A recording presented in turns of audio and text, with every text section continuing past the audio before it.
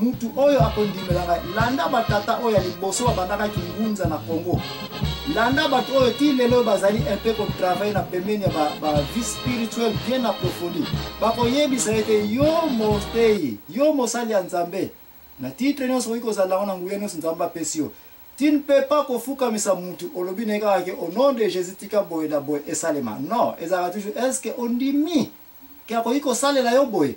C'est pour vous dire que makambo dans la marque 16 et kokani oyo akondimelanga yo moko d'abord nkolo ya nzoto tu dois d'abord accepter que oui j'accepte Jésus et puis likambo eko salema ezalaka te kimbango eka boy ale au nom de Jésus telema non donc kuna na ke kopesa rectification mais pona landa bien si j'ai kimbango tikana komisa bino na point oyo même boza la kimbango so za nani landanga bien pourquoi kimbango aza une personne spéciale pour na Congo.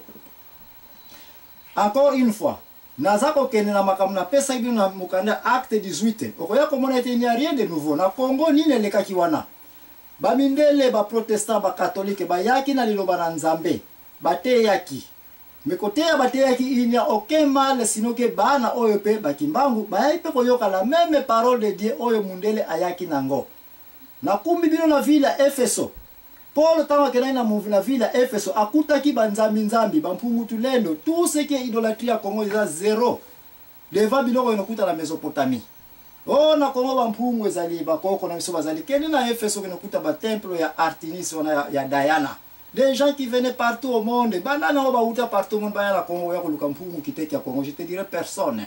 Mais so kena ba grec so que na mokili ya Efeso tu trouveras que partout au monde na konte wana batala bazao kende una koluka ba puissance ya ndenge na ndenge ba kiteke ya ba immoralité sexuelle ezakoleka na ba ville ndenge na ndenge. Paul tama ke yi wana a tenté d'abord pour la première fois côté ya ville wana esimba kite akutaki Apollo azakote ya déjà wana azakote ya nani même parole de Dieu kaka sauf que azako baptisé au nom de Jean-Baptiste qui est là là bien. Awa soko yikomba Apollo zoya onetse ba mindele ba protestant ba catholique ba yayi pe na Congo kote ya sango malamu. Tamba yaki na Congo kote ya sango malamu. Bien sûr batu babongo la ki mitema. Mais il n'y avait aucune manifestation vraiment approfondie à Esprit Saint pe na zako ya pourquoi? Parce que awa pe na Efeso Apollo ate yaki batu babongo la ki pe mitema mais approfondissement il lo balanzabe za la kite. Paul tangwa ye a comprendre deuxième tour ne ka bon bato ba lingi mingi kibunkulu ya bakoko ba kiltire. Paul Lobane mora à côté na on a deuxième formule à découvrir à savoir les amis comment je vais attaquer cette ville ya Efeso. Soit Efeso comme Congo. Ba mona zo pesa Apollo zo bango ba apôtre ba pasteur ba mindele. Soit kimba comme Paul, soit Efeso comme Congo et vous allez voir na kende boko na utama mukanda ya ba actes des apôtres 18 na 19 tambo ko silisa. Boko yako comparer comparaison na za ko pesa. Tu verras que bana Efeso ba yebisi Paul mais biso to yebi Jean Nzambe ba congolais ba yeba Jean Nzambe devant ba catholique na ba protestant oyo na ba missionnaire so ndenge papa lukomba utikoloba mais yanaza ko ya pour comprendre quelle est la différence maintenant entre Timbangu et tous les autres premiers pasteurs ba kitana Congo ba mindele bana Efeso Paul a yebisi ba que non jusque la boyo ki na bino kaka liloba na Nzambe sur base ya prédication à Jean-Baptiste nan qu'est-ce que vous en dites de l'Esprit Saint et ça na mokanda acte des apôtres bokene kutanga yako. Ba oyo ya Efeso va répondre non biso nanto yoka kombo ya molimo mosanto te que cela veut dire yo Paul yeli biso sumate ya sika Paul alobina je comprends où est le problème boza obligé bozwa molimo mosanto et quand ils ont compris que c'est molimo mosanto c'est ici où batunyo sa mokili ya Efeso ba comprendre bien que to sambela ka fonction culture juif en fonction ba culture ba pays na biso maintenant c'est ça les fruits de l'esprit se doit faut kota na mozido oye ba Jésus oui voilà le paquet oye Jésus azana ngopo na bino na mukuse bana Efeso nyonso ba yako bongo la presque motema Bible ezali ko recorder yango que plus de 50 000 drachna ba drachna ba ba yebi yango bien la Bible ezali sorte valeur mbongo ya bat ba yeko tika nini babike ko na bango ba mpungu na bango. Il fallait Paul Asalanine atumbaki ya mona miso ya population générale. Pendant que comprendre nga très bien nazakoya na kimbangu. Batuwa bayeba kite biloko yo Paul atumbi est-ce qu'azali zoba pour ne pas comprendre que ça na valeur culturelle, valeur à musée, valeur en Bible recordée ya mona mukanda acte des apôtres 19 50 000 drachna 50 000 drachna la valeur à 1951 papa Simon Ibango eko kufa c'est à peu près $17 000 pour un seul jour. question ezali Paul atumbi babikeko oyo atumbi bampungu oyo ayebisi bango bakiltire na bino nyonso boyebaki bakoko na bino banda lelo bobwaka yango ya mai. Oubliez tout ceci. Tozongi na Kimbangu. Kimbangu tango azwi message ya Nzambe aleye bien. Nzambe atali abin. Je comprends bien ce qu'il faut pour un Congolais. Il faut un Congolais aussi. Oyo nga Nzambe na kosala na ye. Apesi message na Kimbangu. Déplacement za komona ete ba missionnaire belge, ba missionnaire ya Londres, bango tout. Ils ont prêché la parole de Dieu qui est la bonne parole de Dieu, mais comparé on a misala ya Apollo, misala ya Jean-Baptiste Kaka. Kimbangu aye na Esprit Saint. Tango aye na Esprit Saint et l'homme alibosa loba ki place na na ko sevino ba Congolais nyonso boyo kanga très bien place bozali. Bolo ba koko Kimbangu ya ki pona bokoko na biso. Vous êtes tous des menteurs. Hein? Kimbangu la première des choses à sala kita molimo sante fuluki na ye etondi na ye ya kobenda bakoko nyonso ke boyana bampungu na bino wana. Nous brûlons tout ceci. Par résultat, kende na ba village non sa besingombe ti na batinyos bakena ti na bakasai ti na katanga kuna. Tous les gens oyo bayaji na pembe na Kimbangu po ba na osana na spiritualisme et lokwa liboso basala ki kiteke. Ti na l'église ya Kimbangisa bakena kana bampungu to lendo te. Un bon Kimbangiste akedaka jamais nenda kwa nganga. Un bon Kimbangiste n'a pas de prophétie. Landa makambo ya ngienda kisolo kele ya lungana. Aucun jour ces gens ont prophétisé sur papa nayo, maman nayo, bando ki bazana village oyo. Ça ce sont des choses qui n'existent pas dans l'église Kimbangiste originale. Hein? Bokoko boza kolobela soni na bino ezalite. Boye bisanga bikeko soki ezali reli na bokoko na bisote Kimbangu teleme na bokoko. Nema numéro 2. Kimbangu aye kotala ya solo catholique belge yeli bino lilo bana Nzambe ngai pe yango kana zana ngome ba koti na molimo santé te oyo ezali misala ya Apollo ba yeko te ya bino awa misala ya Jean-Baptiste ngana ili na molimo santo. Vous ne pouvez pas être un soulard parce que ba nsamba na bino oyo bozako seneko fula kana ba cimetière na bino makazu na bino oyo.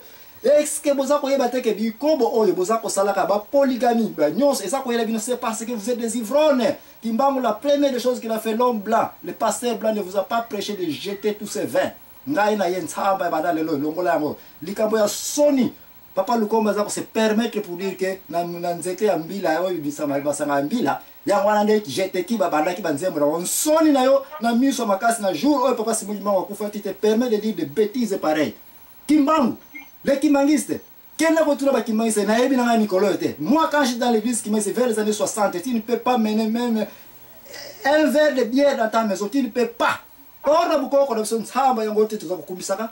Yebi sanga lelo yeboko yebi sanga place ni Kimbangu apuya ki biloko ya bonkoko na biso. Qui ce sont les mêmes choses yonokuta kuna wapi. Na mokili ya Efeso na za koloba awa Paul. Paul tanga tumba bikeko nyonso oyo. Batu basilikala ki Paul ke ale, il faut bima na ville oyo. Pourquoi tu dois sortir de cette ville? Parce que oyo ko kotisa batu baba na kosambela banzambe oyo yo Paul oyo na awa. Kimbangu yo oye apo ya kosa so banzambe oyo toza koyeba te ba Belge ba protestant.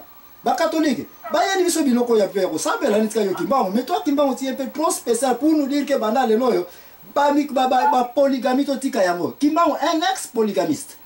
Mais il a abandonné. Et il a invité tout le monde de ne plus faire cela. Parce que Mouya Molimo Centre est foulou qui katinaye. Kimbangu est allé ligne par ligne par ligne pour akokako bengana tout ce qui est bukoko bino bozako kosaka na bankusu na bino ba les doctrines de bokoko. Pour dire que okoko Kimbangu. Boko ko tsa photo Kimbangu partout dans les murs. Place bozako sala ya babuzoba na bino bambukoko. Okoko Kimbangu photo ne. Vous êtes tous des charlatans, des menteurs. Vous ne pouvez jamais mettre la photo de Kimbangu na place bozako sala biloko bokoko parce que boko yem sanga likamu moko oyo Kimbangu appuyer bukoko na biso. Sinon que voilà pourquoi ba Belge bakanga Kimbangu tika na na point. Paul tango a Congoli bambongo nyos ba bikeko nyos oyo. Les gens s'attendaient qu'il y a une valeur ba olo ba palata ba bikeko sale makana ba sculpture ndenge na ndenge il y a une certaine valeur. Batwa satana qui va peut-être vendre tout ceci mais il a tout brûlé. Oyela Kimbangu tika na yebisa yote mundele tama yaki na Afrika moni bikeko oyo ayeba ki avant noir ke bikeko ça représente une certaine valeur morale te une certaine valeur spirituelle sinon que comme moko pesa na puissance exacte et que comme quoi ba koko na sala kana nguya eskotika la kozalate ezapete. Mais l'homme blanc savait que ces choses peuvent représenter une certaine valeur d'attente ancienneté. Mundele 1400 pour Mundele c'est zéro. Pour un historien, tika na so Kimbangu ne même pas koko. But mingi na bansoni na bino zate bozako benga Kimbangu koko. Kimbangu est mort en 1950 yaza atangu ke kutupeme na koko te. Il faut plus de 400 ans pour une génération benga baba koko. Kimbangu za mwana Nicolo kaka yuti koleka awa. Mais pour vous dire que Bamindele ta bamona ka bikeko ya kala kuna. Misu na bango, banda les pasteurs, les catholiques, ils ont vu que biloko soto ke na la poto nous allons faire de l'argent. Paul awana FSO, amona ki bikeko o pesa ki na valeur. Mais ou bien mbongo ou bien Molimo Santo, il a brûlé tous ces bikeko. Kimbangu, il y avait un choix pour lui. Yakoza bikeko o batu baza ko tikele gratuitement. O mundele kutaza ko négocier pour benda ona ndako ba noir ba baba indo. Kimbangu ye n'avait pas demandé qu'à kena bandaka batu. Lui-même quand il prêchait les gens connaissant déjà son ministère. Batu bazako ya ko tika bikeko gratuitement. L'homme belge avait donné un choix à Kimbangu. Batu balo Kimbangu bakanga kende. Personne ne peut te mentir. Kimbangu n'était pas arrêté. La première fois Kimbangu a kimaka. Deuxième fois Kimbangu s'était présenté lui-même, mais avec une négociation Bamindele batanta ko corrompre Kimbangu que le kola batu bazako yo kela très bien. Tu prends tous ces bikeko là, tu nous les remets parce que bango bazaki na business bikeko zako rené na poto. Kimbangu na présence Bamindele la brûler tous ces bikeko là.